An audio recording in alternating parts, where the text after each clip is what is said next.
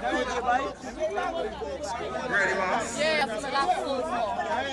Alright. Just signal me, just do the count. 1, 2, 3, and go.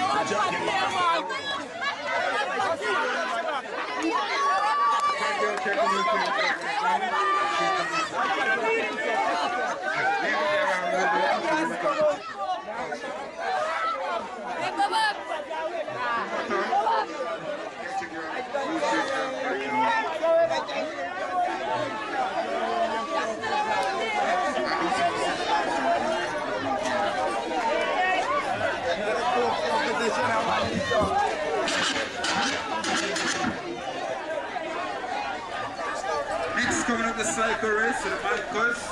Miss how much more?